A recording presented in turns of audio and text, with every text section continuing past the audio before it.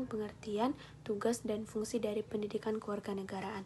Pendidikan kewarganegaraan merupakan terjemahan dari istilah asing civic education.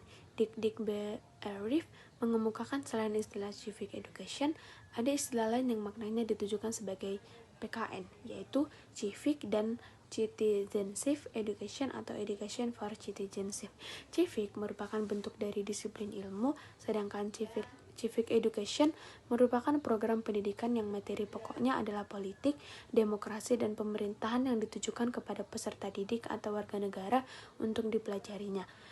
Civic education merupakan mata pelajaran dasar yang dirancang untuk mempersiapkan warga negara muda atau remaja untuk dapat melakukan peran aktif dalam masyarakat kelak setelah mereka dewasa. Jadi, pengertian pendidikan kewarganegaraan adalah mata pelajaran yang membentuk peserta didik menjadi warga negara yang berkarakter, cerdas, terampil, dan bertanggung jawab sehingga dapat berperan aktif dalam masyarakat, bangsa, dan negara sesuai dengan ketentuan Pancasila dan Undang-Undang Dasar 1945. Tugas utama dari pendidikan kewarganegaraan ini adalah sebagai berikut. Yang pertama, membentuk warga negara yang baik. Yang kedua, menanamkan nilai-nilai dasar negara.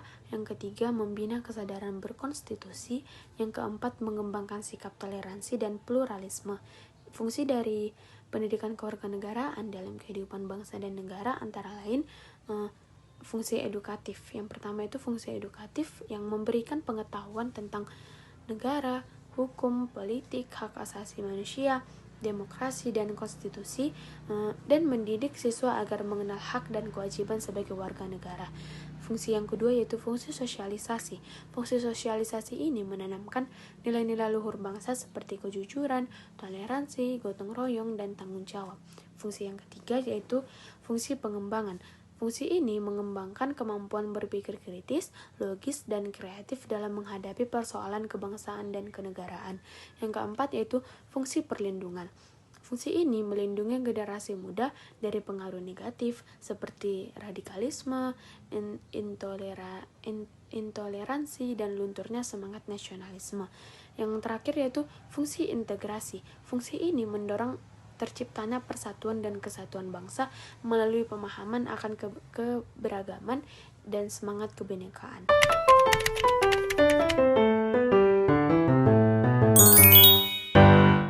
Yang kedua yaitu jelaskan nilai, norma, dan moral dalam pendidikan kewarganegaraan. Menurut Frankl, nilai adalah konsep. Notonegoro membagi nilai menjadi 3 bagian, yaitu yang pertama nilai material, yaitu segala sesuatu yang berguna bagi unsur jasmani manusia. Yang kedua nilai vital, yaitu segala sesuatu yang berguna bagi manusia untuk dapat melaksanakan kegiatan atau aktivitas. Yang ketiga yaitu nilai kerohanian, yaitu segala sesuatu yang berguna bagi rohani manusia. Jadi, dapat disimpulkan bahwa nilai merupakan hal yang terkandung dalam keyakinan manusia untuk mempertimbangkan baik atau tidak baik terhadap sesuatu yang kemudian dipergunakan sebagai dasar dalam melakukan sesuatu. Kata norma dalam Kamus Besar Bahasa Indonesia mengandung arti ukuran yang berlaku dan juga peraturan. Jika diartikan dalam lebih luas, pengertian norma adalah aturan-aturan yang berlaku dalam masyarakat, baik tertulis maupun tidak tertulis, yang disertai dengan sanksi atau ancaman bagi pelanggarnya. Sedikitnya ada 4 jenis norma, yaitu norma agama, kesusilaan, kesopanan, dan juga norma hukum. Setelah kita membahas tentang nilai dan norma, sekarang kita akan membahas tentang moral. Moral berasal dari bahasa Latin, yaitu mos atau mores, yang berarti kebiasaan atau adat. Adapun pengertian moral yang paling umum adalah tindakan manusia yang sesuai dengan ide-ide yang diterima secara umum, yaitu berkaitan dengan makna yang baik dan wajar. Moral erat kaitannya dengan ajaran tentang sesuatu yang baik dan buruk yang menyangkut tingkah laku dan perbuatan manusia.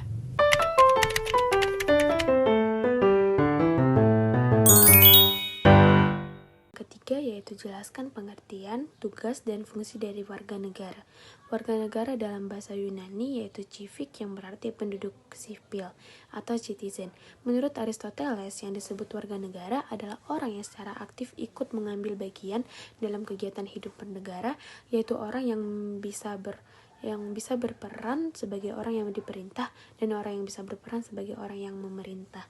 Contohnya itu seorang yang lahir di Indonesia dari orang tua warga negara Indonesia, secara otomatis seseorang yang lahir itu akan menjadi warga negara Indonesia.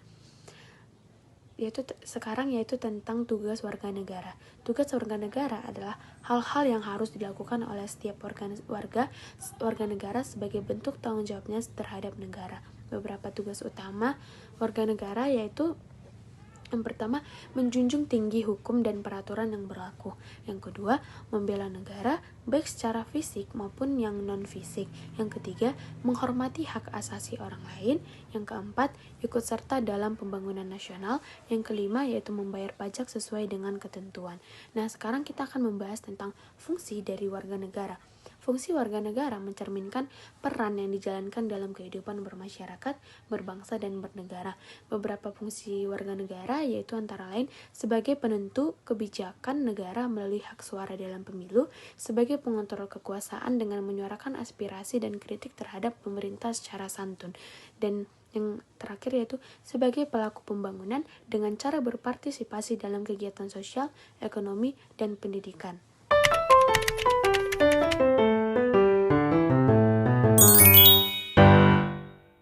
Jelaskan hakikat dan fungsi Pancasila. Nah, hakikat Pancasila adalah inti makna dan kedudukan Pancasila sebagai dasar dan ideologi negara yang berasal dari nilai-nilai luhur budaya, adat istiadat, serta pandangan hidup bangsa Indonesia. Pancasila tidak dibuat oleh satu orang atau kelompok, tetapi lahir dari kepribadian, jiwa, dan sejarah perjuangan bangsa Indonesia sendiri. Hakikat Pancasila mencerminkan bahwa Pancasila itu bersumber dari nilai-nilai luhur bangsa Indonesia sendiri, bukan meniru bangsa lain. Yang kedua, merupakan dasar filosofis negara Republik Indonesia. Yang ketiga, memuat nilai-nilai universal yang relevan sepanjang masa. Yang keempat, sebagai jati diri dan identitas bangsa. Yang kelima, merupakan kesepakatan nasional oleh para pendiri bangsa sebagai dasar yang menyatukan seluruh rakyat Indonesia yang beragam. Selanjutnya yaitu fungsi Pancasila. Pancasila memiliki beberapa fungsi penting bagi kehidupan berbangsa dan bernegara. Antara lain, yang pertama, sebagai dasar negara. Semua peraturan perundang-undangan dan kebijakan negara harus bersumber dan tidak boleh bertentangan dengan Pancasila. Yang kedua, sebagai pandangan hidup bangsa, menjadi petunjuk bagi rakyat Indonesia dalam menjalani kehidupan pribadi, sosial, dan kebangsaan agar selalu sesuai dengan nilai-nilai luhur. Yang ketiga, sebagai ideologi negara. Pancasila adalah cita-cita bersama dan arah perjuangan bangsa Indonesia dalam mewujudkan masyarakat yang adil, makmur, dan beradab. Yang keempat, sebagai sumber dari segala sumber hukum. Semua hukum di Indonesia harus mengacu pada nilai-nilai Pancasila karena Pancasila adalah landasan utama dalam sistem hukum nasional. Yang kelima yaitu sebagai perekat dan pemersatu bangsa. Dalam keberagaman suku, agama, dan budaya, Pancasila menjadi titik temu yang menyatukan seluruh rakyat Indonesia.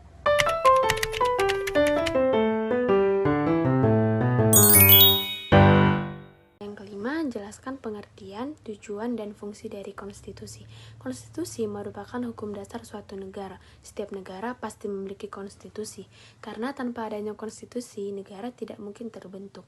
Sebagai hukum dasar negara, konstitusi berisi aturan dan ketentuan tentang hal-hal yang mendasar dalam kehidupan suatu negara. Istilah konstitusi berasal dari bahasa Perancis yang berarti membentuk. Menurut Winarno, konstitusi dapat diartikan dalam arti luas dan arti sempit. Kalau dalam arti luas, konstitusi itu merupakan hukum dasar tertulis dan tidak tertulis. Kalau dalam arti sempit, konstitusi adalah hukum dasar tertulis, yaitu undang-undang dasar. Dalam pengertian ini, undang-undang dasar merupakan konstitusi atau hukum dasar yang tertulis. Nah, tujuan dari konstitusi ini pada umumnya dipahami bahwa hukum mempunyai 3 tujuan pokok, yaitu keadilan, kepastian, dan kebergunaan. Keadilan itu sepadan dengan keseimbangan dan kepatutan, serta kewajaran. Sedangkan kepastian hukum terkait dengan ketertiban dan ketentraman. Sementara kebergunaan itu diharapkan dapat menjamin bahwa semua nilai-nilai tersebut akan mewujudkan kedamaian hidup kedamaian hidup bersama. Fungsi dari konstitusi yaitu ada beberapa. Yang pertama, sebagai hukum dasar tertinggi, mengatur struktur dan sistem pemerintahan, melindungi hak dan kebebasan warga negara, dan menjadi simbol dan alat pemersatu bangsa.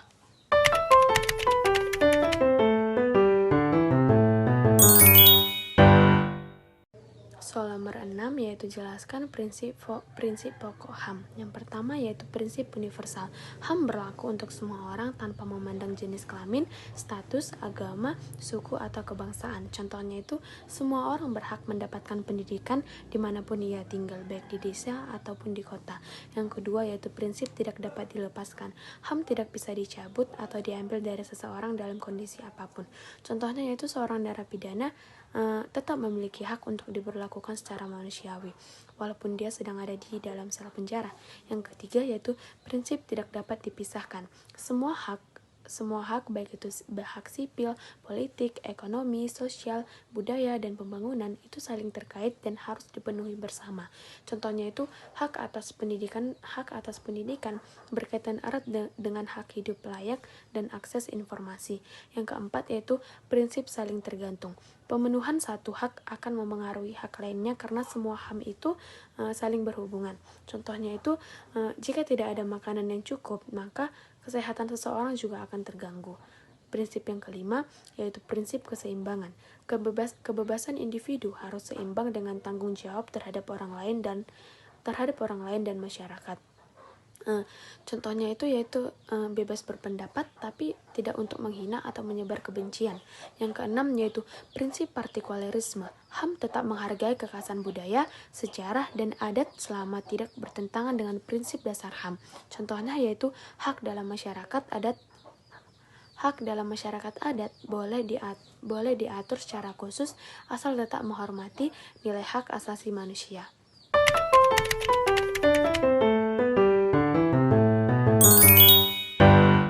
Nomor 7, jelaskan apa yang Anda ketahui tentang sistem pemerintahan di Indonesia.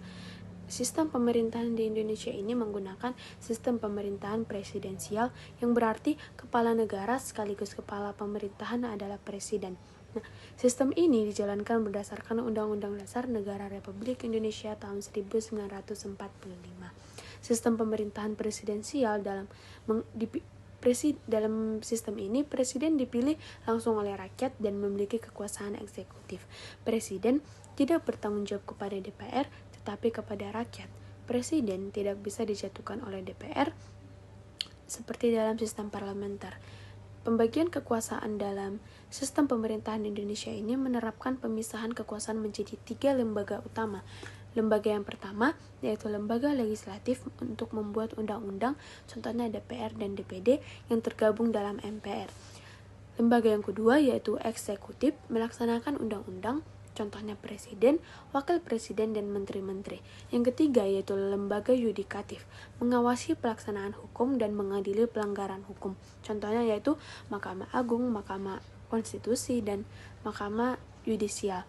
Ciri-ciri sistem pemerintahan Indonesia yang pertama yaitu presiden dipilih langsung oleh rakyat melalui pemilu. Yang kedua, presiden tidak bisa membubarkan DPR. Yang ketiga, menteri-menteri diangkat dan diberhentikan oleh presiden. Yang keempat, DPR memiliki fungsi legislasi, anggaran, dan pengawasan. Yang terakhir yaitu kekuasaan kehakiman bersifat independen.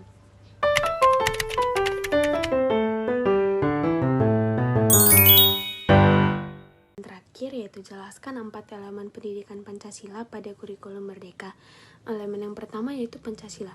Peserta didik mempelajari Pancasila sebagai dasar negara, ideologi, dan pandangan hidup bangsa. Mereka memahami nilai-nilai yang terkandung di dalamnya serta sejarah perumusannya. Nilai-nilai Pancasila diterapkan dalam kehidupan pribadi maupun kelompok melalui kerjasama dan sikap saling membantu. Peserta didik juga diajak untuk mengembangkan potensi diri serta berkontribusi secara positif bagi masyarakat, baik di tingkat nasional maupun global. Yang kedua yaitu Undang-Undang Dasar 1945. Peserta didik mempelajari Undang-Undang Dasar 1945 sebagai konstitusi negara yang mengatur hak dan kewajiban warga negara. Mereka memahami penerapan norma dari lingkungan kecil seperti keluarga dan sekolah hingga ke tingkat nasional dan global. Dalam kehidupan sehari-hari, peserta didik diajarkan untuk menyuarakan keadilan, menghargai hak asasi manusia, dan membiasakan musyawarah dalam pengambilan keputusan sebagai bagian dari sikap demokratis. Elemen yang ketiga yaitu Bhinneka Tunggal Ika. Peserta didik diajak mengenal keberagaman bangsa Indonesia, baik dari suku, agama, ras, bahasa, maupun budaya. Mereka dibimbing untuk memiliki rasa bangga terhadap identitas nasionalnya, serta menghormati perbedaan dengan sikap adil, setara, dan juga toleran. Kebinekaan dianggap sebagai kekayaan bangsa yang perlu dijaga dan dilestarikan melalui sikap tenggang rasa dan saling menghargai. Elemen yang keempat yaitu Negara Kesatuan Republik Indonesia atau NKRI. Peserta didik memahami karakteristik bangsa Indonesia dan pentingnya menjaga lingkungan tempat tinggal. Kesadaran ini berkembang menjadi semangat mempertahankan keutuhan Negara Kesatuan Republik Indonesia. Mereka dibina untuk memiliki jiwa kebangsaan, memahami hak dan kewajiban sebagai warga negara, serta menumbuhkan semangat bela negara sebagai bentuk tanggung jawab dan kebanggaan terhadap tanah air.